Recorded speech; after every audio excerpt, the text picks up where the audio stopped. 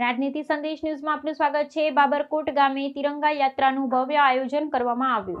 આજે બાબરકોટ પીએમશ્રી પ્રાથમિક શાળા, બાબરકોટ માધ્યમિક શાળાના વિદ્યાર્થીઓ તથા બાબરકોટ ગ્રામ પંચાયત દ્વારા બાબરકોટ ગામની વિવિધ શેરીઓમાં ભવ્ય તિરંગા યાત્રાનું આયોજન કરવામાં આવ્યું છે। તિરંગા યાત્રામાં શાળાના બાળકો દ્વારા દેશભક્તિના નારાઓ બોલાવી ગામ ગુંજાવ્યું હતું અને દેશ ભાવના પ્રગટ કરવામાં આવી હતી। તિરંગા યાત્રા દરમિયાન બંને શાળામાં સ્ટાફ, શિક્ષકગણ, આચાર્ય, બાબરકોટ ગામના યુવા સરપંચ અનકભાઈ છનાભાઈ સાંખટ, કાનજીભાઈ મકવાણા, કડવાભાઈ સાંખટ વગેરે ગ્રામજનો જોડાઈ તિરંગા યાત્રાનું ભવ્ય આયોજન કરવામાં આવ્યું હતું। આ યાત્રા કાઢવાનો મુખ્ય ઉદ્દેશ્ય ગામ લોકોમાં અને વિદ્યાર્થીઓમાં દેશભક્તિ, દેશ પ્રેમ અને રાષ્ટ્ર પ્રત્યેની જવાબદારીની ભાવના વધુ મજબૂત કરવાનો છે।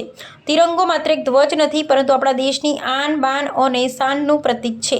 સરપંચ અનકભાઈ છનાભાઈ સાંખટ દ્વારા જણાવ્યું હતું કે આપણા દેશના વીર શહીદો અને સ્વાતંત્ર્ય સેનાનીઓના બલિદાનને યાદ કરી ગામના તથા દેશના દરેક નાગરિક દેશ પ્રત્યે પોતાની ફરજ અને નિષ્ઠા નિભાવવી જોઈએ।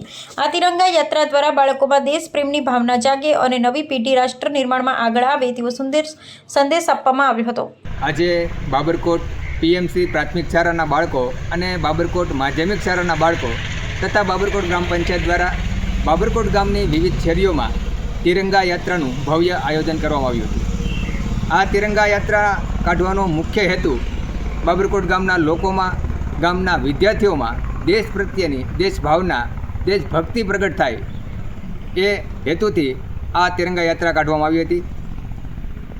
તિરંગો એ આપણા દેશનો ધ્વજ નથી, પણ આપણા દેશની આન, બાન અને શાનનું પ્રતીક છે।